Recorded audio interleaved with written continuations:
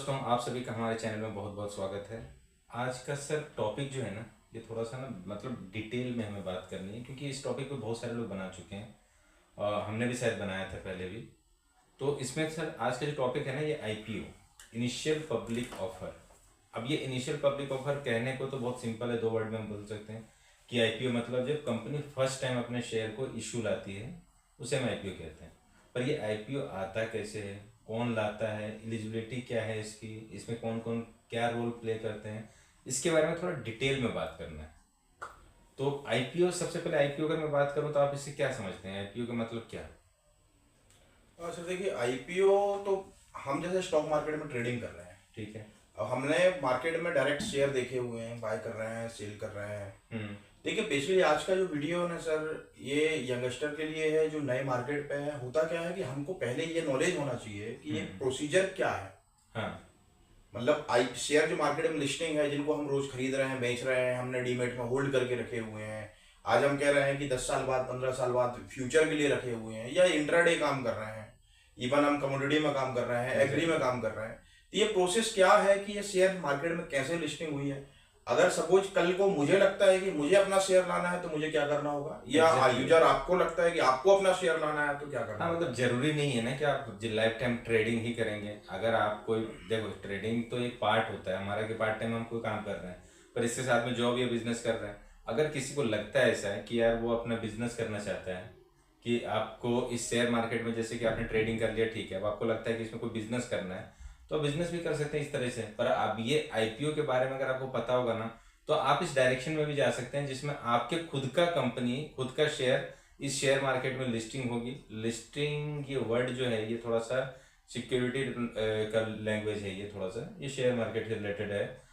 Listing का मतलब होता है रजिस्ट्रेशन, सिंपली लिस्टिंग का मतलब रजिस्ट्रेशन। तो अगर आपको ये पता हो कि ये क्या होता है, कैसे होता है, कंपनी किस तरह से बनती है, इसका प्रोसेस क्या होता है, तो आप भी अपना कंपनी का शेयर आप लिस्टिंग करवा सकते हैं। हाँ, लिस्टिंग मतलब आप ये भी कह सकते हैं सर, एनएससी, बीएससी या फिर हमारी उस स्टॉक एक्सचेंज में हमारा शेयर दिखेगा। हाँ, वही मतलब अपने लिस्टिंग वहां पे शेयर मार्केट में, जो एनएससी और बीएससी जो मेन है, यहाँ पे आप लिस्टिंग केवल यही। अच्छा, बहुत सारे लोगों को सर यही लगता है कि लिस्टिंग या फिर स्टॉक मार्केट जो है वो दो ही है, एनएससी और बीएससी। पर एनएससी और बीएससी के अलावा भी है, ये नेशन वाइड दो है। स्टेट वाइड अगर बोलेंगे तो बहुत सारी है, जो हर स्टेट में, लगभग हर स्टेट में, सारे स्टेट में नहीं है पर लगभग हर स्टेट में अपना ही स्टॉक एक्सचेंज है। तो वहां से भी आप चीजें कर सकते हैं, पर इसके बारे में जानकारी होना चाहिए। तो आज आज हम लोग जो डिटेल में बात करने वाले हैं सर, वो बात करने वाले हैं आईपीओ के बारे में।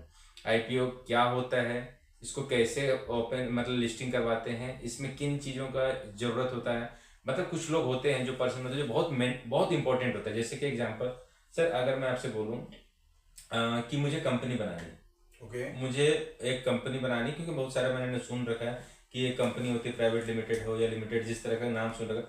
तो कंपनी बनाने के लिए मुझे क्या करना पड़ेगा, किसके पास जाना पड़ेगा, और कहाँ से ये कैसे ओपन होता है कंपनी बनने के लिए? देखिए सर, कंपनी बनाना क्या होता है कि मैं पहले छोटा व्यापारी होता था तो प्रोप्राइटरशिप में इंडिविजुअली काम करता है, ठीक फिर है, वो प्रोप्राइटरशिप में जाता है, ठीक है, फिर थोड़ा और बड़े लेवल में मैं जाता हूँ तो पार्टनरशिप में जाता है, फिर लिमिटेड लायबिलिटी पार्टनरशिप में जाता है। हाँ, फिर एक प्रोसीजर आती है कि कंपनी फॉर्मेशन। कंपनी फॉर्मेशन में क्या होता है, लीगल रिप्रेजेंटेटिव हम होते हैं, कंपनी के डायरेक्टर होते हैं, हाँ, पर एक्चुअली कंपनी एक सेपरेट पर्सन होता है, ठीक है, जो बिजनेस रन करता है, हाँ, जिसका सेपरेट नाम होता है। मतलब जैसे हम रिलायंस है सर, हम जानते हैं मुकेश अंबानी उनके ओनर है, हाँ, पर इधर शेयर होल्डर, नॉट ओनर। हाँ, बिल्कुल, मतलब ओनर सारे शेयर होल्डर ओनर होते हैं, हाँ। पर हम रिलायंस एक सेपरेट एंटिटी है। सर अगर इसमें अगर एक चीज बोलूँ, जब मैं पढ़ाई कर रहा था तो एक जो टीचर थे वो बताते थे कि कंपनी जो होता है ना, कंपनी वो डायरेक्टर के ऊपर केस कर सकता है, बिल्कुल कर सकते और डायरेक्टर कंपनी के ऊपर केस कर सकता है। अब ये बड़ा कंफ्यूजन लगता है कि डायरेक्टर मतलब, हमें जहां तक समझ में आता था डायरेक्टर मतलब ओनर। अब ओनर के ऊपर कैसे कंप्लेंट कर, मतलब ओनर तो खुद ही है, वो खुद के ऊपर कैसे केस कर सकता है? पर ऐसा नहीं है। इसी चीज को बता रहा हूँ कि बस अभी मैं एक प्रोसेस पूछ रहा था मैं, कि कंपनी बनाने के लिए हमें किस पर्सन के पास जाना पड़ेगा, ताकि आपको समझ में आ जाएगा कि आईपीओ के बारे में जो बताना चाह रहा हूँ ना, हम कैसे उसको बारे में समझ सकते हैं। तो सर कंपनी अगर कंपनी फॉर्मेशन के लिए सर हम लॉयर से बात कर सकते हैं, जो लीगली देखते हैं। और मेन जो कंपनी फॉर्मेशन का वर्क करता है वो कंपनी सेक्रेटरी का काम है। कंपनी सेक्रेटरी काम है, तो सीए के पास हम जा सकते हैं, हाँ, कॉर्पोरेट लॉयर होते हैं वो कर सकते हैं। जो भी एक कंपनी फॉर्मेशन का काम करते हैं, हाँ वो कंपनी फॉर्मेशन कर देते हैं। नॉर्मल सी प्रोसीजर 10-15 से 10, आजकल बहुत डिजिटल हो गया है तो चीजें बहुत बहुत आसान जल्दी हो गई हो है। जाता है। 8 से 10 दिन 12 दिन के अंदर कंपनी फॉर्मेशन हो जाता मतलब एक अगर मैं सीएस के नाम ले लूं तो बेसिकली अगर ये है कि अगर एक कंपनी बनानी, चाहे वो प्राइवेट लिमिटेड हो या लिमिटेड हो या किसी भी तरह का कंपनी अगर बना रहा हूं, तो मैं अगर सीएस के पास जाता हूं, कंपनी सेक्रेटरी के पास, तो वो सारा काम मेरा कर देगा। बिल्कुल सर, वो क्या डॉक्यूमेंट चाहिए, किस तरह सारा का सारा फॉर्मेट सारा होना काम चाहिए कर देगा। उसमें, चाहे वो मेमोरेंडम ऑफ एसोसिएशन कैसा बनेगा, एमओए है या एमओई है, आपको सारी चीजें वो बना कर दे देगा। आर्टिकल ऑफ एसोसिएशन वो सब चीज बना के दे देंगे, आपको कुछ नहीं पढ़ना पड़ेगा। एग्जैक्टली इसमें भी कोई चीज होता होगा सर, जब हम आईपीओ लाते हैं, अब कोई कंपनी बना रही है, कोई कंपनी है किसी का, तो उसके पास इतना नॉलेज तो नहीं होता होगा या इतना सारा काम भी नहीं होता होगा कि यार वो सारा काम अपना खुद ही कर ले, तो वो भी किसी ना किसी को तो हायर करती होगी। सर देखिए, आईपीओ लाने के लिए पहले तो ये समझना होगा हमें कि आईपीओ हमको जरूरत क्या है आईपीओ की। मतलब कोई भी कंपनी अगर आईपीओ लेके आ रही है, एग्जैक्टली सही क्वेश्चन है कि तो आईपीओ ला ला ही क्यों रहे हैं। हाँ और ऐसा क्यों नहीं होता है कि एक नई कंपनी लिस्टिंग हुई और कल वो आईपीओ ले आए। हाँ। क्यों हम जब भी आप देखेंगे तो हम उन कंपनियों के नाम सुनते हैं कि सेबी में एप्लीकेशन दी जो ऑलरेडी वर्किंग कर रही है, एग्जैक्टली 50 साल से काम कर रही है, 20 साल से काम कर रही है, अब अब जाके वो वो जाके सेबी में कह रही है कि मुझे आईपीओ लेके आना है। तो आप समझिए, नॉर्मली ये नहीं होता है कि मैंने कंपनी फॉर्मेशन की और कल मैंने आईपीओ के लिए अप्लाई कर दिया, नहीं होता है। ये 3 से 4 साल 5 साल के अपने बैंक अकाउंट स्टेटमेंट, सेल्स, बहुत सारी चीजें लगती हैं, एक फॉर्मेलिटीज होती हैं। नहीं सर, सबसे पहले तो हम लोग यही बात कर लेते हैं कि जो आपने अच्छा क्वेश्चन पूछा था कि आईपीओ लाना क्यों है। पहले तो यही बात, अब ये आईपीओ तो ठीक है, आईपीओ लाना क्यों है ये क्वेश्चन मतलब सही मुझे लगता है कि ऐसा तो नहीं कि बस आपका मन है, आप ट्रेडिंग कर रहे थे और आपको लग रहा है कि आपके भी नाम का होना चाहिए। देखो आईपीओ जो होता है ना, बेसिकली क्यों लाते हैं उसका एक रीजन होता है, स्पेसिफिक रीजन होता है। देखो अर्निंग के लिए तो सभी चीजें कर रहे हैं, पर मेन होता है फंड लेना, फंड जो हम पब्लिक से ले सकते हैं। जैसे अगर अभी आपको कंपनी, जैसे आपने बोला ना 20 साल 30 साल से काम कर रहे हैं कंपनी, अब जाके आईपीओ के लिए अप्लाई कर रही है, तो देखो जब भी आपको एक बड़ा फंड की जरूरत पड़े ना, तो आप बेसिकली कहाँ कहाँ जाएंगे। जैसे आप अपने खुद के पास से अगर सेविंग्स हो वहां से यूज कर सकते हैं, बैंक में अप्लाई कर सकते हैं, दोस्तों में कर सकते हैं, फैमिली फ्रेंड्स में कर सकते हैं, या किसी से पर्सनल लोन लेके कर सकते हैं। पर आपको जब अमाउंट जो है वो इतना बड़ा है कि ना बैंक और ना ये सारी चीजें, क्योंकि जब लेते हैं तो सिक्योरिटी मनी भी देनी पड़ती है, बहुत सारे कंप्लायंसेस होते हैं, एलिजिबिलिटी होनी चाहिए बहुत सारी चीजों के लिए। तो बेसिकली आईपीओ जो लाते हैं ना, मुझे जो लगता है वो मेन पर्पस ये होता है कि उनका रिक्वायरमेंट फंड का, जो कंपनी में जो काम करने के लिए जो फंड का रिक्वायरमेंट है वो एक बड़ा अमाउंट का है। और बड़ा अमाउंट अगर हम आईपीओ के थ्रू लाते हैं तो हमें कोई ऐसा चीज नहीं देना पड़ेगा, हमें बस एक ओनरशिप देनी पड़ेगी, हमें एक ओनरशिप देना पड़ेगा। हम पब्लिक से बहुत सारे पैसे हम ले सकते हैं, पर ऐसा नहीं होता है कि आप आईपीओ कर दिया, पब्लिक ने आपको पैसे दे दिए, आप खुद को जानता भी नहीं है। तो ये बहुत सारे प्रोसेस होते थे। सबसे पहले तो मुझे लगता है कि पैसे बड़ा फंड उठाने के लिए, हम कर्जा लेने के लिए जो हम पब्लिक से लेते हैं, उसके लिए हम आईपीओ ओपन करते हैं। आईपीओ अभी कर्जा लेने की जरूरत क्यों पड़ जाती है सर? हाँ, इसमें होता क्या है कि सपोज मैं फंड, जैसे आपने कहा कि फंड ले रहे हैं मार्केट से या पब्लिक से पैसा ले रहे हैं, बैंकों से नहीं ले रहे हैं, ठीक है। तो इन्वेस्टर या फिर इन्वेस्टर, कुछ इन्वेस्टर ऐसे होते हैं, सपोज एक नया बिजनेस चालू हुआ, उस पर 5 इन्वेस्टर थे, अब उनको एग्जिट होना है, हाँ, पैसा चाहिए, ठीक है, कंपनी के ऊपर डेब्ट है, हाँ, कंपनी एक्सपेंशन नहीं कर पा रही है तो पैसा चाहिए, हाँ, बैंक के लोन है कंपनी के ऊपर, उसके लिए पैसा चाहिए, ये कंपनी डेब्ट फ्री है, मतलब इन्वेस्टर को एग्जिट भी नहीं होना पर कंपनी को अपना बिजनेस बड़ा करना है, हाँ, तो उसके लिए पैसा चाहिए। तो आईपीओ लाने में क्या होता है कि 4 से 5 ऑब्जेक्ट नॉर्मल से होते हैं कि क्यों पैसा चाहिए। या तो इन्वेस्टर को एग्जिट होना होगा, ये डॉक्यूमेंटेड मतलब चीजें बता रहे हैं हम आपको, या कंपनी को डेब्ट चुकाने होंगे, जो कि कंपनी अपना जब आईपीओ लेके आती है तो उसके ऑब्जेक्ट में वो क्लियर मेंशन करती है कि इस पैसे का हम क्या करने वाले हैं। एग्जैक्टली, वो उनको बताना होता है कि इस पैसे का हम क्या करने वाले हैं।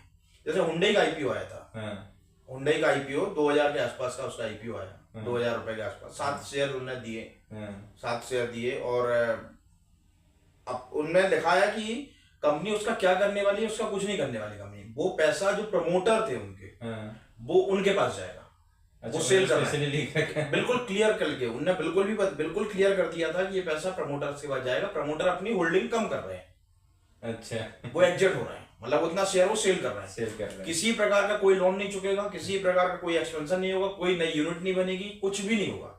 वो पैसा प्रमोटर जो होंगे कंपनी के, होल्डिंग कंपनी, मालिक कंपनी है, मतलब इंडियन हुंडई जो कंपनी थी उसके मालिक कोरियन कंपनी है, मतलब उनकी वहां की कंपनी है, वो मालिक थी, तो वो अपना हिस्सा बेच रही है। कि हम इतने और उसके ऑनर हैं, हम अपना हिस्सा बेच के हमको पैसा दे दो। तो वो पैसा एक्चुअली जो हुंडई में जितने हमको मालूम नहीं है, जितने इन्वेस्टर ने इन्वेस्ट किया उनका सारा पैसा इंडिया के बाहर जा चुका है, वो लेके चले गए पैसा। तो ये उनको क्लियर, ये आईपीओ जो हम लेके आते हैं कंपनियां को, हमको ये क्लियर करना होता है कि उस पैसे का हम क्या करने वाले हैं। एग्जैक्टली ये ऑब्जेक्टिव आपको बताना पड़ेगा, आपको लिखना पड़ेगा, मेंशन करना पड़ेगा, क्योंकि इसमें ना बहुत सारे लोगों से अप्रूवल लेनी पड़ती है। आपको डायरेक्ट ऐसा नहीं होता है कि आज आप ऑनलाइन अप्लाई कर दिए कि मैं आईपीओ ला रहा हूँ और कल आपका आईपीओ हो गया, ऐसा नहीं होता है। इसमें बहुत प्रोसेस में बहुत टाइम लगता है, बहुत रूल्स रेगुलेशंस होते हैं, बहुत सारे लॉ होते हैं, कंपनी एक्ट आएगा, इसमें सिक्योरिटी एक्ट आ जाएगा, सारी चीज़ें इसमें आते हैं, इन्वॉल्व होते हैं इसमें। तो चलो ये चीज़ तो समझ में आ गया कि बेसिकली हमें फंड की रिक्वायरमेंट रहती है। अब जो पब्लिक से बड़ा फंड की रिक्वायरमेंट होगी, चाहे वो आपका ऑब्जेक्टिव कुछ भी हो, जैसे इन्होंने बताया ना ऑब्जेक्टिव आप कुछ भी जो भी हो, पर फंड की रिक्वायरमेंट है जो पब्लिक से आपको चाहिए, तो आप आईपीओ के थ्रू ला सकते हैं। अब सर चलो ये ला सकते हैं, तो कोई भी कंपनी ला सकती है क्या? किसी भी तरह का कोई भी कंपनी, जैसे प्राइवेट लिमिटेड है, बिल्कुल प्राइवेट लिमिटेड ला सकती है? नहीं, प्राइवेट लिमिटेड कंपनी आईपीओ नहीं ला, वो प्राइवेट प्लेसमेंट टाइप का होता है सर। उसमें 50 मेंबर बढ़ सकते हैं, डायरेक्टर बढ़ सकते हैं। Private company, private company IPO नहीं ला सकती। अगर उसको लाना है तो सबसे पहले पब्लिक लेना, मतलब अगर आपकी प्राइवेट लिमिटेड कंपनी है, अगर वर्ड जो है ना सर, प्राइवेट और पब्लिक, उसका मीनिंग ही है प्राइवेट मतलब हम सेपरेट है। अगर आपको पब्लिक कंपनी आईपीओ लाना था, आपको पब्लिक कंपनी ही बनानी पड़ेगी, पब्लिक कंपनी। तो पहला स्टेप में अगर आपकी प्राइवेट लिमिटेड कंपनी है और अगर आप चाहते हैं कि आपकी कंपनी का आईपीओ आए, तो सबसे पहले आप सीएस के पास जाइए, जो भी आपके लीगल जो कंपनी देखते हैं, और उसको बोलिए कि मुझे प्राइवेट लिमिटेड को पब्लिक कंपनी में कन्वर्ट करो। पहले पब्लिक कंपनी आपको बनानी पड़ेगी। उसके बाद पहला क्राइटेरिया ये है कि जो भी कंपनी होगी वो पब्लिक कंपनी ही होनी चाहिए, उसके बाद ही वो आईपीओ इशू ला सकती है, उसके पहले वो नहीं ला सकती। तो पब्लिक कंपनी हो गई। सर इसमें अब जैसे चलो ठीक है, अब ये लाना है, तो अब ये प्रोसेस थोड़ा सा हम बात कर लेते हैं कि प्रोसेस पहला स्टेप हमारा क्या रहेगा। पहला स्टेप तो सर ये रहेगा कि जो बोर्ड ऑफ डायरेक्टर है, मतलब जो कंपनी के जो डायरेक्टर है, पहला वो आईपीओ लाने का एक जो प्रपोजल है, ये सभी लीजिए, वो उनका अप्रूवल आएगा। मतलब जो भी डायरेक्टर है उनकी सहमति होनी बोर्ड ऑफ डायरेक्टर की अप्रूवल आएगा। अगर बोर्ड ऑफ डायरेक्टर अप्रूवल नहीं कर रहा है, मतलब कंपनी अप्रूवल करेगी। हाँ वही कंपनी होगी, उसमें वोटिंग वाली टाइप की हो जाएगी कि भाई अगर हम 5 डायरेक्टर हैं, 7 डायरेक्टर हैं, तो हम एग्री कर रहे हैं कि हम सभी लोग चाहते हैं कि आईपीओ है, तो सबसे पहले तो अप्रूवल उसकी चाहिए, अप्रूवल चाहिए। एग्जैक्टली ठीक है। अब जैसा कंपनी के फॉर्मेशन के लिए हमने एक सीएस को हायर किया हुआ था, अब इस आईपीओ को लाने के लिए हमको बहुत सारे लोग चाहिए। हाँ, अब पब्लिक का पैसा आएगा तो पब्लिक हमारे गेट पर नहीं आने वाली है, हमारे बैंक अकाउंट में पैसा डिपॉजिट करने वाली नहीं है। हमने 500 करोड़ मांगे, कंपनी हो सकता है पब्लिक हमको 5000 करोड़ दे दे। तो उस पैसे का कैसे आएगा, कहाँ रखना है, कैसे वापस करना, इन सारी प्रोसीजर्स के लिए अब कुछ मीडिएटर अपॉइंट होंगे। कुछ प्रोफेशनल लोग होते हैं उनको अपॉइंट करना पड़ेगा, एडवाइजर्स होते हैं उनको अपॉइंट करना पड़ेगा। जिसमें सबसे इंपॉर्टेंट जो मुझे लगता है, मैं पर्सनली जहां तक मैं पढ़ा हूँ और जो समझता हूँ, मुझे लगता है कि सबसे इंपॉर्टेंट जो है इसमें है मर्चेंट बैंकर। अब मर्चेंट बैंकर का आप लोगों ने बहुत सारा नाम सुना होगा, बहुत सारे जो जानते होंगे मर्चेंट बैंकर के बारे में, और जो बिगनर्स होंगे, जो नए अभी होंगे, वो शायद नहीं जानते होंगे। पर मर्चेंट बैंकर जिस तरीके से सीएस होता है ना कंपनी के लिए, इनसे कई गुना ज्यादा इन चीजों में जो इसका काम रहता है वो मर्चेंट बैंकर का काम रहता है। तो मर्चेंट बैंकर को आपको हायर करना पड़ेगा, क्योंकि अगर आप इसको मर्चेंट बैंकर अगर आपको, सबसे पहले तो आप इसका रोल समझ लीजिएगा, उसके बाद आप सर्च करना, उसके बाद आप जानने की कोशिश करना कि मर्चेंट बैंकर बनने के लिए क्या होता है। अगर आप उसको बनने के लिए, अगर आप जान लेंगे कि मर्चेंट बैंकर बनने के लिए क्या क्या अप्रूवल चाहिए और कितना एक्सपीरियंस चाहिए, कितना फंड चाहिए, तो अब आपको समझ में आ जाएगा कि इसका रोल कितना इंपॉर्टेंट होता है। तो चलो अभी हम समझ कर लेते हैं कि कुछ प्रोफेशनल्स को, एडवाइजर जो होते हैं प्रोफेशनल, उसको अपॉइंट करना पड़ेगा, एडवाइजर अपॉइंट करना पड़ेगा। इसमें कौन कौन से आते हैं? तो सबसे पहले तो मुझे लगता है मर्चेंट बैंकर है जो सबसे मर्चेंट बैंकर है सर। मर्चेंट बैंकर भी कोई इंडिविजुअल पर्सन नहीं हो सकता। नहीं, इंडिविजुअल पर्सन नहीं, जैसे कंपनी और ये सेबी से रजिस्टर्ड होते हैं, जैसे प्रकार कंपनियां रजिस्टर्ड है या एडवाइजर रजिस्टर्ड है या इंश्योरेंस एजेंट IRDAI रजिस्टर्ड है, उसी तरह मर्चेंट बैंकर भी सेबी से रजिस्टर्ड होते हैं। तो आपको मर्चेंट बैंकर अपॉइंट करने हैं जो सेबी से रजिस्टर्ड होंगे। नहीं, वो रजिस्टर्ड ही होंगे, उसी से हम सिंपली समझते हैं कि मर्चेंट बैंकर एक अपॉइंट करना पड़ेगा। लीगल एडवाइजर अपॉइंट करना पड़ेगा, जो लीगल एडवाइजर जो आपके सारे रूल्स रेगुलेशंस के अकॉर्डिंग आपके जो जितने भी कागज पत्र हैं, बेसिकली डॉक्यूमेंटेशन है, उसको वो कंप्लीट करके दें। ठीक है। उसके बाद रजिस्ट्रार से अप्रूवल लेना पड़ेगा। रजिस्ट्रार जो शेयर्स की ट्रांसफर करते हैं। सर रजिस्ट्रार्ड भी अपॉइंट होगा, registered with the number of registered available, मतलब बहुत सारे रजिस्ट्रार्ड हैं, एक से ज्यादा रजिस्ट्रार्ड। हाँ हाँ हाँ। तो आप किसके थ्रू जा रहे हैं तो वो रजिस्ट्रार्ड को एक अपॉइंट करेंगे। वही अपॉइंटमेंट की बात कर रहा हूँ ना कि अपॉइंटमेंट में किसको किसको, मर्चेंट बैंकर हो गया, लीगल एडवाइजर हो गया, रजिस्ट्रार एंड शेयर जो शेयर ट्रांसफर एजेंट जो होते हैं उनको अपॉइंट करना पड़ेगा आपको, ऑडिटर्स को ऑडिटर को अपॉइंट करना पड़ेगा, बैंकर हो गया, अंडरराइटर हो गया, ये सारी चीजें होती है जो बहुत बहुत ज्यादा इसमें रोल प्ले करते हैं। इनके एक एक चीजें थोड़ी थोड़ी चीजें हम लोग आगे बात करेंगे कि इनका क्या काम रहता है, कैसे काम होता है, उस तरीके से हम लोग बात करेंगे। तो सबसे पहले तो अभी आप जो बता रहे थे मर्चेंट बैंकर के बारे में, थोड़ा सा आप इनके बारे में कुछ बता दीजिए। मर्चेंट बैंकर से आप क्या समझते हैं, कौन होता है? तो जैसे अभी आपने बताया कि ये भी सेबी से रजिस्टर्ड होता है, सेबी से लाइसेंस इसके पास मिला होता है। इसमें बनने के लिए आपको कोई आसानी चीज नहीं होता है कि आज आप, जैसे सर ने बताया ना कि ये इंडिविजुअल पर्सन, पहले तो आप जान लीजिए इंडिविजुअल पर्सन नहीं हो सकता। मर्चेंट बैंकर बनने के लिए आपको एक कंपनी रखनी पड़ेगी, कंपनी ही रहती है, कंपनी के काम करती है। कंपनी के पास अपना खुद का एक वहां पे कंप्लायंस देखने वाले कंप्लायंस ऑफिसर होना पड़ेगा। उनके बहुत सारे एक्सपीरियंस होता है, बहुत फंड की रिक्वायरमेंट होती है जो मेंटेन करना पड़ता है, 5 करोड़ से ज्यादा का उनको फंड रिक्वायरमेंट। सर मैं आप मर्चेंट बैंकर्स मतलब कुछ मर्चेंट बैंकर को मैं आपको नाम बताता हूँ। ICICI सिक्योरिटी, अब आप समझिए कि ये जो नाम है महिंद्रा कैपिटल, कोटक महिंद्रा कैपिटल, ये जो नाम है ये अपने आप में बहुत बड़े हैं, अपने आप में बहुत तो बड़े। ये मर्चेंट बैंकर है। हाँ। तो ये जो मर्चेंट बैंकर का काम आप इस समझिए कि आप अगर कोई चीज हम ICICI बैंक को या HDFC बैंक को या SBI सिक्योरिटीज को हम अपॉइंट कर रहे हैं, तो इनका काम होता है लोगों से पैसा जुटाना, सारी प्रोसीजर मैनेज करना, IPO वाली ये सारी प्रोसीजर। तो हमको एक मर्चेंट बैंकर अपॉइंट करना होगा, ये सारी लेन देन देखेगा। बिना उसके तो हो भी नहीं पाएगा। रीजन ये है क्योंकि इतने स्टेप होते हैं, इतने सारी चीजें होती है ना जो आप कंप्लीट नहीं कर पाएंगे। रीजन एक छोटा सा एग्जांपल आपको देता हूँ। अभी आपकी कंपनी है जो सपोज कि इंदौर में है, ठीक है सर, आपकी इंदौर में कंपनी है, अब आपको IPO लाना है। IPO में आपको जैसे पता है कि आपको एक प्राइस डिसाइड करना पड़ता है, कि बताना पड़ता है। अब आपको ना जो आपके शेयर जब IPO आया जाएगा, जब लोग IPO देखेंगे तो वो पूरा इंडिया प्रो वर्ल्ड से देख सकते हैं आपकी प्राइस। प्रो इंडिया वाले तो आपकी कंपनी के बारे में नहीं जानते होंगे। तो सर इसमें क्राइटेरिया होता है, बेसिक क्राइटेरिया बता रहा हूँ, as per company law act 2013 की बात कर रहा हूँ। अगर मैं उसकी बात करूँ, उस एक्ट के अकॉर्डिंग जो भी IPO आप लाते हैं, जितने कैपिटल का आप IPO ला रहे हैं, उसका मिनिमम 90% सब्सक्रिप्शन हो जाना चाहिए। एप्लीकेशन मनी जो आना चाहिए वो मिनिमम 90% हो जाना चाहिए। अब आपको यहाँ पे इस बात का टेंशन होगा क्योंकि आप उतने ज़्यादा नहीं जानते हैं, तो आपको नहीं पता होगा कि मैं कौन सा प्राइस बैंड रखूँ जिसमें वो बाय करें, एप्लीकेशन मनी आए। पता चला आपने एक रखा उसको 2000 रुपये प्राइस, और कोई जानता नहीं है, कुछ ऐसा नहीं यार, पता चला कि वहाँ पे आया ही नहीं, किसी का एप्लीकेशन ही नहीं आया, आया भी तो 89% आया, 89% लोगों ने एप्लीकेशन दिया। क्या वो वैलिड होगा? कुछ आपको होगा? कुछ नहीं होगा, सारे लोगों को पैसे वापस करने पड़ेंगे। बिल्कुल सर। तो मिनिमम सब्सक्रिप्शन जो होता है, तो क्या होता है ना, एक बेसिक चीज बताया आपको मैंने।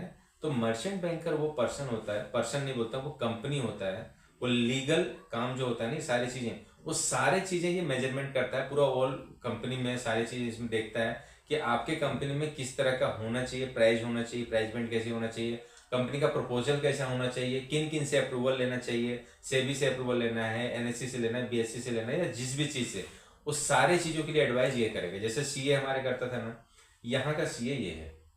मर्चेंट बैंकर आपका CA बन के काम करेगा, ये सारी चीजें आपको हेल्प करेगा। फ्री में तो नहीं करेगा, वो भी पैसे लेगा, सारी चीजें, वो भी अपने सर्विस चार्ज लेगा। पर हाँ, ये जो है इसको एक्सपीरियंस होता है, इसका काम ही ये रहता है। मर्चेंट बैंकर का और का काम नहीं रहता, मेन काम इनका ये रहता है। तो जितने भी बड़ी बड़ी कंपनी आप देखते हैं, जो भी IPO लाते हैं ना, उन सभी का एक अपना मर्चेंट बैंकर है। जैसे आपने सर ने नाम बताया ना, ये सारे लोगों का, ये जो मर्चेंट बैंकर होते हैं, इनका काम ही ये होता है।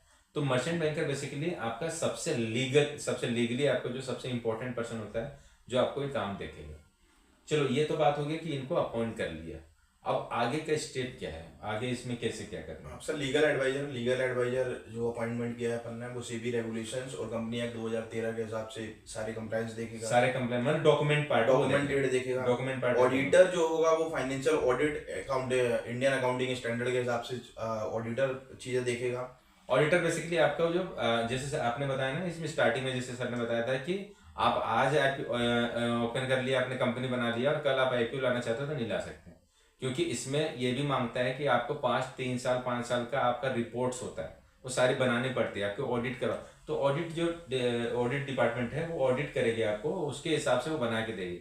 पता चला 5 साल में आपने लॉस ही लॉस किया या फिर कुछ काम ही नहीं किया है, तो ऐसे में आईपीओ नहीं ला पाएंगे। बैंकर होते हैं सर जो फंड को मैनेज करेंगे, या आईपीओ का जो पैसा आएगा, उस पैसे को आपके पास कितना आना, एक्सेस हो गया तो उनको रिफंड करना, ये सारी चीजें बैंकर को हो गए। और लास्ट एक और बहुत इंपॉर्टेंट पार्ट है, मतलब एडवर्टाइजमेंट एजेंसीज। क्योंकि अब होता है 90% सर ने बताया कि 90% सब्सक्रिप्शन आना चाहिए, तो भाई एड चलाओगे कि अनाउंसमेंट होने चाहिए, तो एड एजेंसी रोड शो होना चाहिए, मार्केट का पब्लिसिटी होती है जो, ये एडवर्टाइजमेंट एजेंसी को भी हमको अपॉइंट करना चाहिए। बिल्कुल, लोग इसको एकदम बहुत इंपॉर्टेंट पार्ट तो नहीं मानते हैं, कहते हैं कि नहीं ये लीगली नहीं है। सर लीगली पहले मैं जब पढ़ रहा था, मजबूरी नहीं है लीगली, पर हाँ रिक्वायरमेंट है। नहीं इसकी सर इम्पोर्टेंट है, मजबूरी नहीं है, पर मैं बोलता हूँ इसका इम्पोर्टेंट है। रीजन ये है, जैसे कि बताया ना प्राइस का, ये प्राइस आपको कैसे पता चलेगा कि किस प्राइस पे मेरा शेयर जा सकता है, ये तभी जा पाएगा, तभी पता चलेगा जब आप सर्वे करेंगे। और ये सर्वे जो होता है ना, वो यही जो मार्केट जो ये रोड शो होता है या फिर जो ये चीजें जो करते हैं ना मार्केटिंग, ये कंपनी, ये मर्चेंट बैंकर ये करवाते हैं कि यार आप आपके शेयर आपकी कंपनी को करवाना पड़ेगा। रीजन तभी हम पता कर पाएंगे कि कितने लोग इंटरेस्टेड हैं इस तरह का चीज शेयर्स पे इन्वेस्ट करने के लिए या फिर ये चीज करने के लिए। तो ये इसका इम्पोर्टेंट है। सेबी से अप्रूवल लेना पड़ेगा आपको, प्री अप्रूवल होता है वो आपको लेना पड़ेगा कि मैं आईपीओ लाना चाहता हूँ, तो उसके पास आपको एप्लीकेशन देना पड़ेगा कि मैं इस कंपनी का इस तरीके से फॉर्मेट होता है, वो फॉर्मेट आपको वो गाइड कर देंगे। सेबी से अप्रूवल लेना पड़ेगा, एनएससी बीएससी से लेना पड़ेगा अगर आप दोनों में करना चाहते हैं तो। देखो ये बहुत सारे लोग होते हैं जो आप अगर शेयर को अगर आप देखेंगे ना, अभी भी अगर आप ऑनलाइन देखेंगे तो बहुत सारी ऐसी कंपनी है जो एनएससी में है बीएससी में नहीं है, बहुत सारे ऐसे हैं जो बीएससी में है एनएससी में नहीं, बहुत ऐसे भी हैं जो दोनों जगह पे हैं। तो ये आपके ऊपर है, आपका कंपनी है, ये आपके ऊपर डिपेंड करता है कि आप कहाँ पे अपने शेयर्स को लिस्टिंग करवाना चाहते हैं। अगर आप दोनों में करवाना चाहते हैं तो दोनों जगह पे आपका शो होगा आपके शेयर, और अगर एक पे करवाना चाहते हैं तो एक पे। तो जहाँ पे भी करवाना चाहते हैं आपको अप्रूवल लेनी पड़ेगी, विदाउट अप्रूवल आप नहीं कर पाएंगे। सेबी के पास जब जाता है ये फॉर्म आपका सारी चीज़ें अप्रूवल के लिए, तो पूरा रिव्यू करते हैं और वो सारे कंप्लायंस जो उनके हैं वो सब देखते हैं। हाँ इसीलिए मैंने आपको बोला कि यहाँ पे इसलिए इनको हायर करना पड़ता है मर्चेंट बैंकर या लीगल एडवाइजर को, क्योंकि ये सारे फॉर्मेलिटीज आप नहीं कर पाएंगे, क्योंकि आप अभी भी तो काम ही कर रहे हैं ना, ये सारी चीज़ों का नॉलेज नहीं होता है हर चीज़ को। तो ये सारे लोग, ये लोग जो होते हैं इनका काम ही यही होता है, तो ये लोग आपको हेल्प करते हैं कि किस तरीके से आपको करने पे यहाँ पे आपको इजीली मिल जाएगा। नेक्स्ट प्रोसेसर सर देखिए ये अपॉइंटमेंट कर दिया हमने, अब हमारा रहेगा सेबी से अप्रूवल के लिए। तो सेबी में हमको सबसे पहले अपने कंपनी के 3 से 5 साल, जैसा भी सेबी की रिक्वायरमेंट हो, ये टाइम पे कई बार चेंज होती है, नॉर्मली 5 साल रहता है, तो कई बार 3 से 5 साल के बीच में जो फाइनेंशियल ऑडिटेड फाइनेंशियल रिपोर्ट और डॉक्यूमेंट हमको प्रिपेयर करने हैं। उसके बाद एक DRHP बनाना है, ड्राफ्ट रेडिंग हेरिंग प्रोस्पेक्टस। ये तो बहुत इंपॉर्टेंट प्रोस्पेक्टस है। तो फिर रेड हेरिंग प्रोस्पेक्टस ना बहुत ज्यादा इंपॉर्टेंट है, क्योंकि जब भी आईपीओ आता है ना तो आईपीओ के साथ में भी आता है रेड हेरिंग प्रोस्पेक्टस। ये एप्लीकेशन ही होता सर, ये जब हम ये 3 साल 5 साल के अपने ऑडिटेड फाइनेंशियल स्टेटमेंट सेबी में सबमिट करेंगे, तो ये डॉक्यूमेंट भी हमको ड्राफ्ट करके इंक्लूड करना होता है, जिसमें बिजनेस का overview, financial performance, risk factor, object क्या है, और how hold fund we issue, हमने जो पैसा मंगाया है पब्लिक से उस पैसे का हम क्या करने वाले हैं, और प्रमोटर और मैनेजमेंट सारी डिटेल कंपनी की काम क्या करती, ओवरऑल सारी चीजें उस प्रोस्पेक्टर के अंदर डिटेल में रहेंगी। एक जस्ट लाइक एक बुकलेट रहता है बेसिकली प्रोस्पेक्टस में, आपको सारी चीजें आपको डिटेल में मिलेगा। कंपनी क्या करना चाहती है, कंपनी कितना फंड रेज करना चाहती है, कंपनी का क्या ऑब्जेक्टिव है, उसका गोल क्या है, वो सारी चीजें आपको, कौन कौन मेन रोल प्ले कर रहे हैं, मतलब कौन कौन जो मेन पर्सन है जिसका रोल प्ले हो रहा है यहाँ पे, वो सारी डिटेल में आपको एक बुकलेट में दिया जाता है। उसे हम कहते हैं रेड हेरिंग प्रोस्पेक्टस। ये आईपीओ के पहले इशू होता है ये प्रोस्पेक्टस जो होता है रेड हेरिंग प्रोस्पेक्टस में। इसमें डिटेल में आप जान सकते हैं कि वो किस तरह का कंपनी है, क्या उसका ऑब्जेक्टिव है उसका। तो चलो ये हो गया आपका, ये जाके सर सेबी में सेबी और एनएससी बीएससी से स्टॉक एक्सचेंज में आपको रजिस्टर्ड कराना है। तीनों जगह है, मतलब अगर आप दोनों एनएससी और बीएससी दोनों में रजिस्टर्ड कराना चाहते हैं तो दोनों एक्सचेंज, और ये एप्लीकेशन, देन 3 से 5 साल के फाइनेंशियल स्टेटमेंट, देन ये detail document, draft red herring. उस एक्चुअली जो ड्राफ्ट हम सबमिट करते हैं उसको रेड हेरिंग प्रोस्पेक्टर बोलते हैं, उसके अंदर ये डिटेल होती है, बाकी डिटेल होती है। ये तीनों चीजें तीनों एक्सचेंज में हमको ये सबमिट करनी होती है।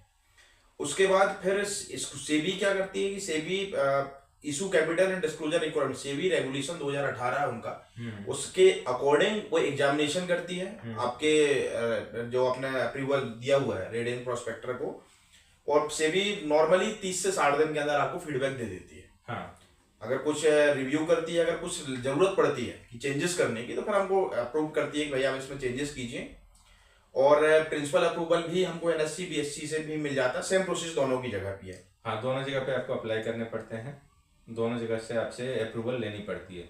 ये हो जाने के बाद आपको जिसका जो बताया था ना कि अब आपको चलो ये अप्रूवल अप्रूवल अगर आपको मिल गया है तो अब आपको ना शेयर का प्राइस रखना पड़ेगा। अभी शेयर्स का प्राइस डिसाइड करने के लिए आप खुद से नहीं कर पाएंगे। रीजन क्योंकि आपको पता नहीं कि कितने लोग इंटरेस्टेड है। तो उसके लिए जो मेन रोल प्ले करेगा ना वो करेगा आपको मार्केटिंग और रोड शो। ये मर्चेंट बैंकर आपको हेल्प करेंगे कि आपका मार्केटिंग करवाना, आपको उसका रोड शो करवाना, जिसके अकॉर्डिंग वो एक एजम्पशन लेंगे कि कितने लोग इंटरेस्टेड हैं, कितने लोग ये ले सकते हैं। बेसिकली आपके जो कंपनी है उसको मार्केटिंग करना, उसको बताना लोगों में कि इस तरह की कंपनी है जो ये काम करती है। तो ये आईपीओ से पहले देखना बहुत सारे उसकी मार्केटिंग होती है, पब्लिक के पास जाते हैं, रोड शो करते हैं अलग अलग जगह पे जहाँ से इजीली, जैसे अगर मैं एनएससी के पास जाता हूँ, एनएससी के पास कोई भी कंपनी अगर एक बार लिस्टिंग हो जाती है तो इजीली सब जान जाते हैं कि कंपनी कैसी है। उसी तरह हर जगह पे इनका रहता है, तो वहाँ से वो रोड शो करके जिसके थ्रू वो उसको हेल्प मिलता है प्राइस उसको डिसाइड करने के लिए। ये हो गया 6 स्टेज। अब सातवां हो गया, आठवां हो गया आपका प्राइस बैंड एंड बाइडिंग करना पड़ेगा कि प्राइस आपको डिसाइड करना है। सबसे पहले तो ये करिए कि आईपीओ जो शेयर्स का प्राइस होता है ये डिसाइड कौन करता है, कौन शेयर्स का प्राइस कितना रखना चाहिए, कौन बताता है? सर ये नॉर्मली जो शेयर का प्राइस डिसाइड करने में जो मेन रोल रहता है वो मर्चेंट बैंकर का ही होता है। वो हेल्प करते हैं, वो हेल्प करता है, बट रखता तो आपका प्रमोटर ही है। हाँ हाँ, प्रमोटर ही रखता है, पर जो कैलकुलेशंस होते हैं वो आप, क्योंकि merchant banker is a mediator, वो मार्केट भी जानता है कि सपोज में प्रमोटर्स को और जो डायरेक्टर होते हैं सर उनको हमको ये हमेशा लगता है कि मेरा प्रोडक्ट सबसे अच्छा। हाँ, ये एक मिथ भी होता है और ये अच्छा भी है, मेरा प्रोडक्ट सबसे अच्छा। तो मर्चेंट बैंक का मार्केट में है, उसको मालूम है कि मैंने सपोज मेरा शेयर था, मैंने उसकी वैल्यूएशन रख दी कि भाई मुझे 500 रुपये में लेके आना। ठीक है।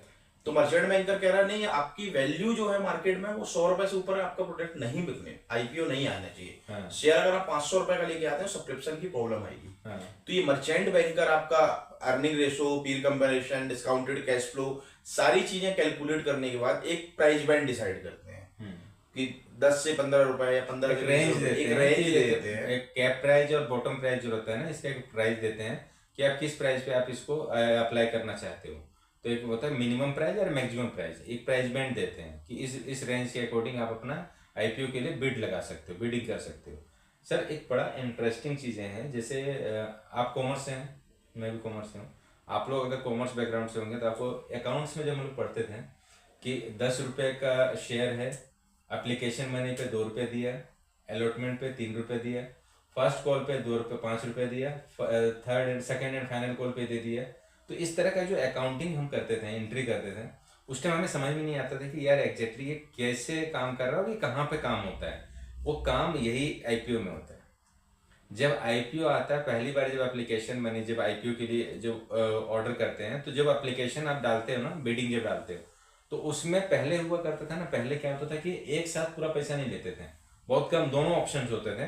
तो आपने जैसे 10 रुपये प्राइस अगर 2000 रुपये रखा, सपोज कि आपका शेयर का प्राइस है जो आईपीओ में 2000 रुपये रखा है, तो बोला कि एप्लीकेशन मनी जब आप फॉर्म फिलअप करेंगे ना तो उस टाइम 500 रुपये आपको देना पड़ेगा। एप्लीकेशन मनी का प्राइस है 500 रुपये, उसके अकॉर्डिंग एंट्री करनी पड़ती थी। फिर जब एप्लीकेशन मनी आपने दे दिया ना, तो आप सब ये देखा जाएगा कि कितने % लोग एप्लीकेशन मनी दिए हैं, उसके अकॉर्डिंग अलॉटमेंट होगा। अब अगर वो क्राइटेरिया कंप्लीट हो गया कि 90% कंप्लीट हो गया, तो फिर क्या होता था कि जितना जितना लोगों ने किया है, अप्लाई किया है, उसके अकॉर्डिंग उसको देना पड़ेगा, अलॉटमेंट देना पड़ेगा। जब अलॉटमेंट दूंगा ना उस टाइम आपको इतना पैसा देना पड़ेगा। अभी भी सर कुछ कंपनियां ऐसी हैं जिनकी फाइनल कॉल या सेकंड कॉल पेंडिंग है। हाँ, अभी बीच बीच में आते हैं कि भाई फाइनल, ये बहुत पहले के हैं पर उन्होंने कभी कॉल ही नहीं किया दोबारा पैसा कॉल अब फंड की रिक्वायरमेंट है तो कंपनी अब नॉर्मली ये नहीं रहता क्योंकि आपको अब सर अब ये पूरा हो गया। 110% शेयर जो होते हैं वो प्रीमियम पे ही इशू होते हैं। हाँ। मतलब 10 रुपए पे तो अब कोई शेयर आपको, इवन आपने खुद देखा होगा, कोई 10 रुपए पे या 2 रुपए पे इशू नहीं होता है। नहीं, तो अब तो क्लियर हो गया ना कि सर जैसे प्राइस बैंड जो होता है उसमें डिसाइड कर लिया, तो जैसे एक शेयर, एक आईपीओ को लॉट साइज कर देते हैं, अब लॉट साइज के अकॉर्डिंग उसको 15,000 रुपये लगा, तो 15,000 आपके अकाउंट से चला जाएगा। तो मतलब अब वो first call second call application money वाला चीजें सिस्टम ही हटा दिया। एक चीज यहाँ पे एक लूपहोल था सर, जो पहले बीच में बहुत फ्रॉड हुआ था इस चीज में। क्या होता था कि पहले आईपीओ जब आता था तो एप्लीकेशन मनी जैसे अभी भी जो हम बिड लगाते हैं ना, उसमें क्या होता था कि जो पैसे आपके अकाउंट से कट जाता था और कंपनी के अकाउंट में जाता था। और कंपनी क्या करती थी, जो बीच में प्रोसेस होता था 7 दिन 6 दिन 7 दिन जो लगते थे, इस बीच में अगर 90% क्राइटेरिया फुलफिल कर दी तो फिर सभी को अलॉटमेंट देना है। और अगर नहीं हुआ तो उसके नेक्स्ट 7 डेज के अंदर अंदर आप उसको सभी को पैसे वापस करेंगे। उसके बाद भी नहीं दिए तो कि इंटरेस्ट के साथ आप उसको वापस करेंगे, ये रूल था। अब इस बीच में क्या होता था ना कि 6-7 दिन के अंदर जो पैसे जो आया, वो 6-7 दिन के उसको टाइम मिल गया। अब ये 6-7 दिन का 5 दिन का ये मार्केट में पैसे लगा के उससे एक अच्छा पैसा बना देते थे। अब ये बहुत लेवल का बहुत टाइम तक चला, ये अभी की बात नहीं हो रहा, बहुत टाइम तक चला। उसके बाद इन लोगों ने चीजें क्या हुआ कि सेबी ने इसको चेंज किया। अब ये कर दिया कि अब यहाँ से नहीं होता, अब आपके अकाउंट से पैसे कटते नहीं है, अब आपके अकाउंट से पैसे ब्लॉक होते हैं। ASBA करके एक होता है account, application supported by blocked amount. एक ASBA करके अकाउंट होता है। जब कहीं भी किसी भी नेट बैंकिंग ओपन करेंगे ना कोई भी बैंक का, तो वहां पे ASBA करके एक ऑप्शन दिखता है। तो जब भी आप आईपीओ के लिए अप्लाई करते हैं ना, तो आपका जितने भी लॉट के लिए आपने अप्लाई किया है उतना पैसा आपका ASBA अकाउंट के अकॉर्डिंग ब्लॉक कर दिया जाता है। ना वो पैसा आपका बैंक यूज करती है, ना ही वो पैसा आपका कंपनी यूज करती है, होल्ड लग जाता है, होल्ड कर देते हैं।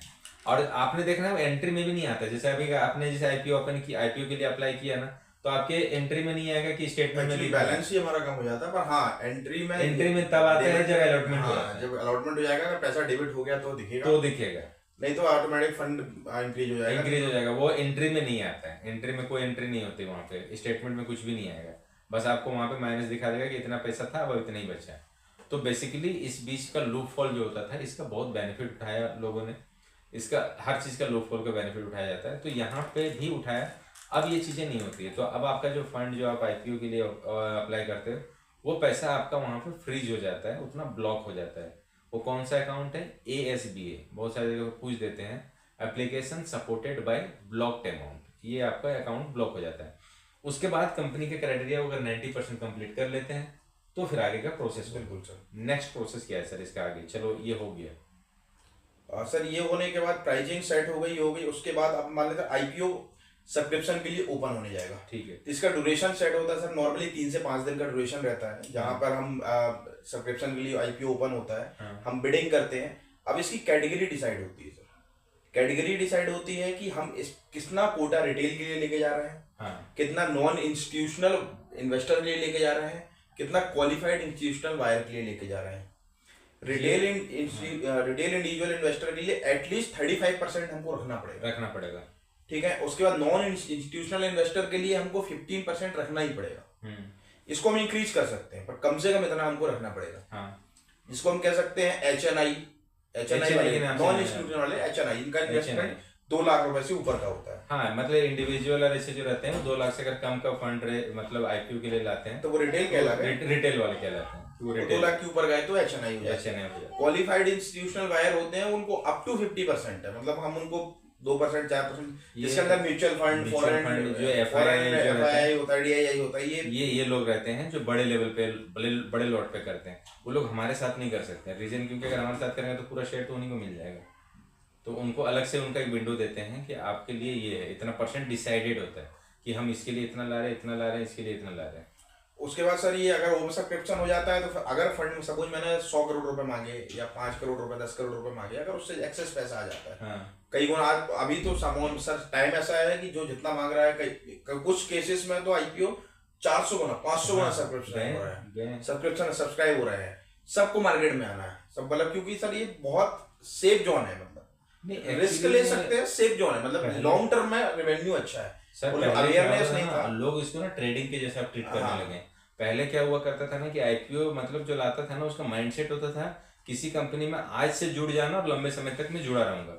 अब आईपीओ हो गया ट्रेडिंग जैसा ले लिया। बहुत सारे लोगों से मैं मिलता हूँ ना, उन लोगों ने ऐसे अरे यार बेस्ट है आईपीओ ओपन कर, आईपीओ में लगाओ पैसे, इतने दिन में अगर इसका अलॉटमेंट आ जाएगा, इतने दिन में लिस्टिंग है, ये लिस्टिंग के बाद इतने % अगर ऊपर गया तो मैं वहां से एग्जिट मार जाऊंगा। तो लोग ट्रेडिंग के जैसा लेने लगे हैं, पर प्रोसेस यही है, आपको प्रोसेस में इसी तरह से फॉलो करना रहेगा। तो चलो ये हो गया कि चाहे प्राइस डिसाइडेड हो गया, सब कुछ हो गया। अब अलॉटमेंट के ये अब सर फाइनल प्राइस फाइनलाइजेशन होता क्या है, एक प्रोसीजर है, मतलब अब नॉर्मली तो हो जाता है। अभी सपोज मैंने एक बैंड दिया हुआ था कि मैंने प्राइस का बैंड दिया रहा कि 105 से 115 रुपए का बैंड दिया हुआ था। ठीक है।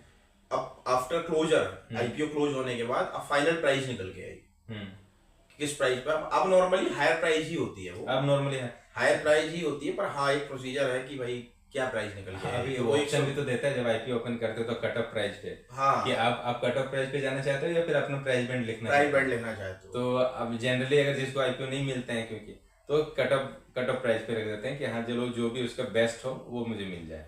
फिर सर अलॉटमेंट हो जाता है, और एक्सेस मनी जो होती है वो विद इन 6 वर्किंग डे वो सेम अकाउंट एएसबीआई जो अकाउंट में अकाउंट होल्ड हुआ था वो अनफ्रीज हो जाता है, मतलब फ्रीज हो गया था और अनफ्रीज हो जाता है। बता दिया था कितना आपका अलॉट हुआ है, बाकी जो रिमेनिंग है वो आपके पास आ जाते हैं पैसे, मतलब पैसे आके आ जाते हैं, अनफ्रीज हो जाता है तो वो पैसा आप यूज कर सकते हैं। और सर उसके बाद लिस्टिंग की डेट आती है, जैसे ही आईपीओ क्लोज होता है उसके बाद normally 6 working day, with in 6 working day के अंदर इश्यू क्लोज होता है as per SEBI T+6 timeline है उसकी। मतलब जिस दिन हमारा आईपीओ क्लोज हुआ है, सब्सक्रिप्शन के लिए क्लोज हुआ, उसके 6 दिन के अंदर हम आईपीओ की लिस्टिंग कर देते हैं। ओपनिंग प्राइस होती है सर प्रीमियम पे, डिस्काउंट पे। आप देखेंगे नॉर्मली जब आईपीओ लिस्टिंग होती है तो बढ़िया बेल बजती है और एनएससी के उस पर जाके स्टेज खुलता है और लिस्टिंग होती है। लिस्टिंग इसका टाइम 9 बजे का नहीं रहता है, 9:15 का टाइम नहीं रहता है, जनरली 10 बजे तो 10 बजे ही ओपन होता है, ताकि जो 9:15 बजे का जो भीड़ है उसमें ना ये पिस जाए, उसमें ठीक है ओपन रहने दे, तो 10 बजे तक आसपास ये विंडो खुलता है। लॉक इन पीरियड को इन्वेस्टर्स और प्रमोटर्स के लिए लॉक इन शेयर से कुछ लॉक इन पीरियड होते हैं। मतलब सपोज मैंने एक आईपीओ लेके आया, मैं उसका प्रमोटर था, मैंने 20% होल्डिंग रखी हुई अपने पास, ठीक 80% मैं पब्लिक में लेके आया। तो ऐसा ना हो कि मैंने लिस्टिंग लेने के बाद मेरा प्राइस अच्छा हुआ और मैंने अपनी पूरी लिस्टिंग मार्केट में सेल आउट कर दी और मैं बाहर हो गया। तो ये लॉक इन पीरियड रहता है सब प्रमोटर्स के लिए। ये 1 साल अलग अलग केसेस में 1 साल से लेकर 3 साल तक हो सकता है। सब इन्वेस्टर का भी शॉर्ट टर्म का लॉक इन होता है। सपोज फॉरेन म्यूचुअल फंड वाले आ गए, म्यूचुअल फंड ने सपोज परचेज कर लिया, अब वो लॉक इन पे चला गया। बीच में सर आइडिया के शेयर आए थे, 10 रुपए के शेयर आए थे, आइडिया के शेयर आए थे, तो बहुत सारे लोगों ने परचेस किया, पर वो लॉक इन पे थे सर। लोगों के पास अभी भी रखे हुए हैं, 3 साल के लॉक इन पे है आइडिया के शेयर। तो ये शेयर होता है कि अभी ये लॉक इन हो जाता है, उसके बाद पोस्ट लिस्टिंग में कंप्लायंस और नॉर्मल है एजीएम कॉल करना। और देखो आपने ये ले आया, आपके पास फंड आ गया, आप कंपनी है, आपके पास फंड आ गया, आपने इशू ले आया, लोगों के पास अपने डीमेट अकाउंट में चला गया। अब डीमेट अकाउंट में चला गया तो वो एक दूसरे से बेचते रहेंगे, इसीलिए क्वेश्चन भी उठता है कि आईपीओ में शेयर जो ट्रांसफर होता है वो किस किस के बीच में होता है, किन के बीच में होता है। तो आईपीओ में जो ट्रांजेक्शन होता है वो 2 लोगों के बीच में होता है, एक ट्रेडर जो इन्वेस्टर है जिसको इन्वेस्टर या ट्रेडर बोलते हैं, और दूसरा होता है कंपनी। इन दोनों के बीच में होता है। कंपनी से आप डायरेक्ट खरीदते हो, आप किसी दूसरे पर्सन से नहीं खरीदते, आप डायरेक्टली कंपनी से खरीदते हो। और जो ट्रेडिंग होता है उसमें कंपनी से आपका कोई चीज़ परचेजिंग नहीं होती है, वहाँ पे होता है एक पर्सन टू पर्सन, मतलब ट्रेडर टू ट्रेडर होता है, क्योंकि वो स्टॉक एक्सचेंज के द्वारा होता है, स्टॉक एक्सचेंज के थ्रू होता है, वहाँ पे डिमैट के थ्रू होता है। यहाँ पे होता है कि डायरेक्ट कंपनी आपको बेचती है। अगर आप आईपीओ में चीज़ें करते हो, वहाँ पे हो गया चलो अलॉटमेंट वगैरह सारी चीज़ मिल गया, उसके बाद आपका कंपनी का ये नहीं होता कि कंपनी के पास पैसा आ गया आप उसको यूज करो।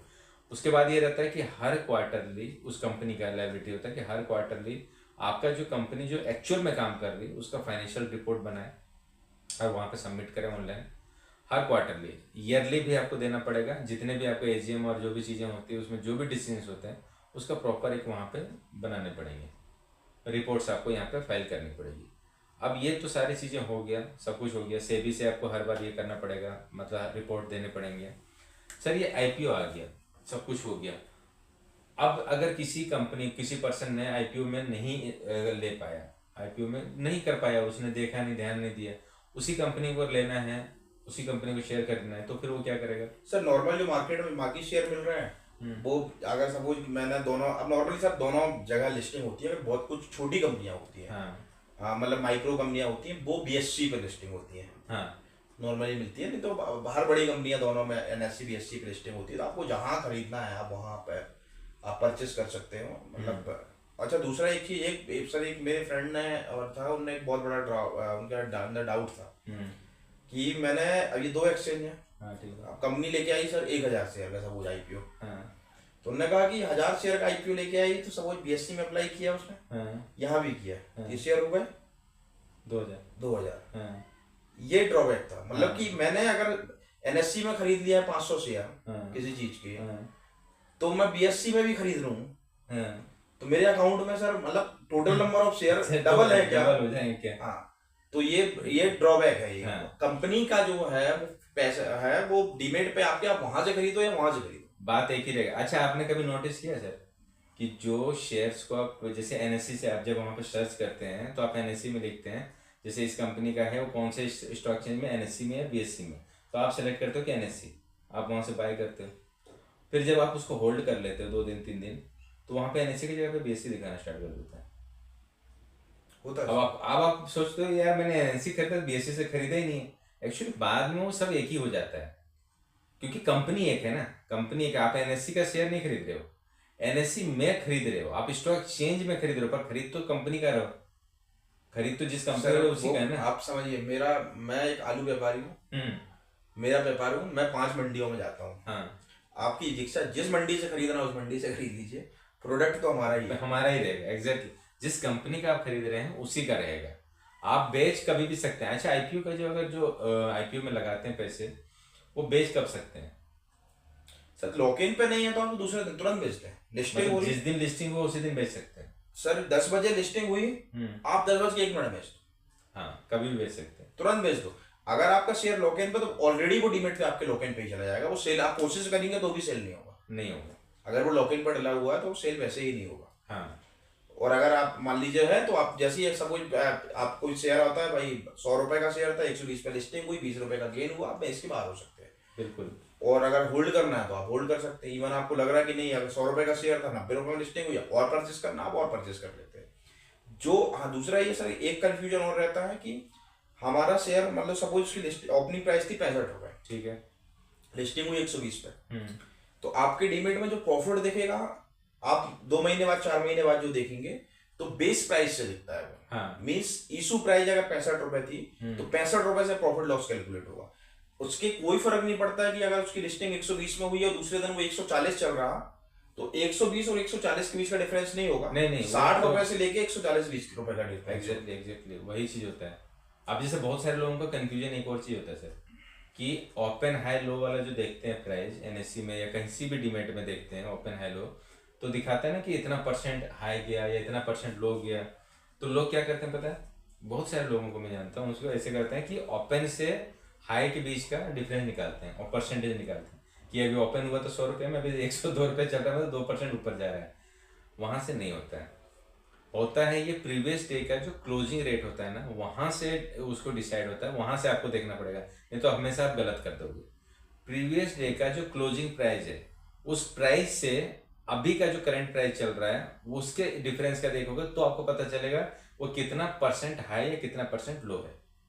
जिस तरह से सर ने बताया ना कि आईपीओ का जो आईपीओ अलॉट हुआ जिस प्राइस से आपको हुआ है, अब 4 दिन बाद उसका प्राइस अगर बहुत ऊपर जा रहा है तो पता चला कि कल का डेट में या आज के हाई लो से नहीं पता चलेगा। आपने जो शेयर से जहां से मिला है वहां से आपको कितना ऊपर है कितना नीचे गया है उसके बेसिस पे वो परसेंटेज डिसाइड होगा, वो जैसे प्रीवियस क्लोज का रहता है उस तरीके से। तो ये था आईपीओ का चीज़ें कि आप आईपीओ यहाँ पे इस तरीके से कर सकते हैं। अब अभी तो ठीक है, आपका पॉइंट ऑफ व्यू अलग होगा देखने का, आप कंपनी के पर्पज से देखना चाहते हैं, आईपीओ में इन्वेस्ट करना चाहते हैं, या फिर आप ये जानना चाहते हैं कि भाई आईपीओ में होता कैसे क्या है। तो इसके पीछे मैंने ये जो हमने जो बताया ना सर, अभी मुझे लगता है कि हमने एक ऊपर की चीज़ें बताएं, डिटेल में नहीं, क्योंकि डिटेल में बताने जाऊँगा ना तो बहुत टाइम लग जाएगा, ये 1 घंटे 2 घंटे में होगा नहीं। क्योंकि इसके अगर मैं कंपनी लॉ का एक्ट का ही उठा दिया तो उसके एक्ट के इतने सारे कंप्लायंसेज इतने सारे सेक्शंस हो जाएंगे कि उसी में बहुत टाइम निकल जाएगा। तो एक बेसिकली इस तरीके से काम होता है। तो अब अगर मैं बात करूं कि आईपीओ लाने के लिए सबसे ज़्यादा एक इम्पोर्टेंट रोल कौन प्ले करता है, तो वो हो गया मर्चेंट बैंकर। मर्चेंट बैंकर है जिसका सबसे इम्पोर्टेंट रोल होता है, वही आपको गाइड आपको सर जिस दिन डिसाइड हुआ कि बोर्ड ने अप्रूवल दिया कंपनी के हाँ, कि हमें आईपीओ लेके आना है, हाँ, तो आपको पहली स्टेप पे यहाँ जहाँ जाना है वो है मर्चेंट बैंकर। हाँ, जो आपको बताएगा कि क्या क्या कैसे कैसे करना है। बिल्कुल वही आपको गाइड करेगा, वही सारी चीज़ें आपको गाइड करेगा। वो किस चीज़ में गाइड नहीं कर रहा, वो सारी चीज़ों में तो गाइड कर रहा है। अच्छा एक चीज़ आप सर, मैंने पढ़ा था, अंडर राइटर होता है एक ब्रोकर होता है, इन दोनों में डिफरेंस थोड़ा समझते हैं कि अंडर राइटर, वैसे अंडर राइटर समझते हैं कि अंडर राइटर क्या है, फिर हम ब्रोकर की बात करते हैं। अंडर राइटर कौन होता है, उसका काम क्या होता है, ब्रोकर कौन होता है उसका काम क्या होता है। मैं इसकी बात कर रहा हूँ, ये इंडिविजुअल कब की बात कर रहा हूँ मैं, जब आईपीओ जब लाते हैं ना, तो इन दोनों का भी एक रोल होता है, एक ब्रोकर का भी रोल होता है, एक अंडर राइटर का भी रोल होता है। इन दोनों का रोल क्या होता है। तो बेसिकली मैं आपको बताऊं तो ब्रोकर वो होता है, जैसे कि मेरी कंपनी है सपोज, और आप हैं ब्रोकर जो ब्रोकिंग का काम करते हैं, ठीक है। मैंने आपके पास बोला कि सर मैं आईपीओ ला रहा हूँ, तो आप कितने शेयर आप मेरा बिकवा दोगे। आपने बोला सर आप मुझे बता दीजिए, मैं अपने हिसाब से बिकवा दूंगा। तो ब्रोकर है उसका, उसको आपको कमीशन मिलेगा, ठीक है, आपको ब्रोकरेज मिल जाएगा, कमीशन मिल जाएगा। तो आपके अकॉर्डिंग आप भी मार्केटिंग करते हैं, जिससे देखते हो कि जिस बिल्कुल कंपनी सर। का डीमेट होता है उसका मार्केटिंग खूब होने लगता है, इसका आईपीओ आने वाला है, इसका आईपीओ आने वाला है, तो उसके थ्रू जो लेते हैं ना, उस डीमेट के थ्रू लेते हैं, तो उनको अलग से कमीशन मिलती है, मिलता ही होगा। बिल्कुल सर। उसी तरीके से पर यहाँ पे आप एक अंडर राइटर होता है, अंडर राइटर दोनों बता देता हूँ फिर मैं डिफरेंस करता हूँ। अंडर राइटर जो होता है ना उसके अलग रहता है, उसको पास ये होता है कि उसको डायरेक्टली जाता है और उसके बाद ये बोला जाता है कि सर मेरा 1 लाख शेयर आपको बिकवाना है, आप बिकवा सकते हो। उसने बोला ठीक है मैं बिकवा सकता हूँ। अब अगर 1 लाख शेयर को बेचने का अगर उसने प्रॉमिस कर दिया, इसका मतलब ये हुआ कि सपोज बिका यहाँ पे 70,000 शेयर उसके थ्रू, तो रिमेनिंग जो 30,000 शेयर है ना वो वही खरीदेगा अंडर राइटर। ये अंडर राइटर सर नॉर्मली तो मर्चेंट बैंकर। हाँ हाँ, उसको उसके मतलब पास ये अभी रहता है, नॉर्मली मर्चेंट बैंकर कहने लगे, अंडर राइटर मर्चेंट बैंकर लगभग लगभग उनका काम सेम बस ही ये है। रहता है कि वो रिस्पॉन्सिबिलिटी लेता है कि अगर मैं इतना शेयर नहीं इशू करवा पाया तो रिमेनिंग जो शेयर्स हैं जो बच जाएंगे वो मैं खरीदूंगा। पर ब्रोकर आपको नहीं, ब्रोकर कभी भी प्रॉमिस नहीं करेगा, वो उसके पास जितना बिक गया नहीं बिका कोई बात नहीं, वो उस चीज़ की गारंटी नहीं लेगा। तो यहाँ पे इनके भी बहुत ज़्यादा रोल प्ले करते हैं अंडर राइटर्स का, ब्रोकर का। ब्रोकर का कम ज़्यादा अंडर राइटर का, क्योंकि हर कोई सियोरिटी चाहता है कंपनी, क्योंकि कंपनी के पास एक ही डर है। कंपनी का सबसे ज्यादा डर किस बात का है कि ये सारी चीजें ताम झाम कर रहा हूँ, सारी चीजें जो कर रहा हूँ उसके खर्चे, क्योंकि हर चीज में मार्केटिंग कर रहा है, ये खर्चे तो हो रहे हैं। अब पता चला सारी चीज करने के बाद प्राइस डिसाइड कर लिया, सबने सारे डायरेक्टर ने मिलकर डिसाइड किया कि नहीं मैं तो आईपीओ लाऊंगा ना तो प्राइस रखूंगा 7,000 रुपये का, 10,000 का रखूंगा। अब रख लिया, ठीक है भाई आपकी इच्छा है आप रख लो। पता चला वहां पे इशू नहीं आया, किसी ने एप्लीकेशन ही नहीं डाला, और डाला तो 50% 70% और 89% ने डाला, तो भी आपका पूरा जितने भी जो खर्चे हुए ना सारा व्यर्थ, सब आपके पॉकेट से देना पड़ेगा, सारा चीज़ें खत्म हो गई। अब ये सारी चीज़ें किसके पास जाएगा, सब कुछ खत्म हो गया, ये सब जितने लोगों से लिए हैं उन सबको वापस हो जाएगा, कोई मतलब नहीं है। इसके लिए आपको चाहिए होता है श्योरिटी, और श्योरिटी टाइप का इस तरह का जो आपको हेल्प करते हैं वो ये सारे लोग करते हैं। तो आज का जो मेन मुद्दा था ना वो यही चीज़ था कि इनके बारे में क्यों जानना था, क्योंकि अगर नहीं पता होगा तो आप भी कंफ्यूजन में रहेंगे कि यार एक आईपीओ आया था, आने वाला था, पर वो अलॉटमेंट ही नहीं हुआ, किसी को नहीं मिला। ऐसा भी कई बार आता है जनरली। अब ये इतना तगड़ा है मर्चेंट बैंकर का काम, वो इतने अच्छे से मार्केट को ऑब्जर्व कर चुके हैं कि वो बहुत सही तरीके से हेल्प कर देते हैं। बहुत कम ही होता है जिसका आप अंडर, मतलब ये मुझे नहीं लगता ओवर सब्सक्रिप्शन ही सबके होते हैं लगभग, नॉर्मली सर नॉर्मली हो गया है, नॉर्मली ओवर सब्सक्राइब ही होते हैं, अंडर सब्सक्राइब बहुत कम होते हैं। पर ऐसा नहीं कि होता नहीं है, अभी भी होता है पर बहुत कम होता है। तो ये था सर आईपीओ के बारे में। और कुछ इसमें जानना चाहता हूँ और कुछ डिस्कस लगता है कि आपको करना चाहिए। नहीं सर, आईपीओ मेरे ख्याल से अब आईपीओ के बारे में तो आप लोगों को सारी नॉलेज हाँ लगभग लगभग बेसिक बेसिक चीजें आपने, बेसिक चीजें, क्योंकि मार्केट में अगर हम ट्रेडिंग कर रहे हैं ना, मतलब मुझे ऐसा लगता है कि एक प्रोसीजर जो होता है, मुझे ये मालूम, आपको ये मालूम होना चाहिए कि ये शेयर में, अब एक तरीका है कि मैंने डीमेट अकाउंट ओपन करा लिया, एक अनएजुकेटेड इन्वेस्टर के जैसे डीमेट अकाउंट ओपन करा लिया, मैंने बाय कर लिया, सेल कर लिया, प्रॉफिट लॉस कैलकुलेट कर रहा हूँ, मैं सब कर रहा हूँ। आईपीओ आ गया, आईपीओ करने के बाद मैंने उसको अप्लाई कर दिया, नहीं मिला, रिग्रेट हो गया, मिल गया, प्रॉफिट करने को के बाहर हो गया।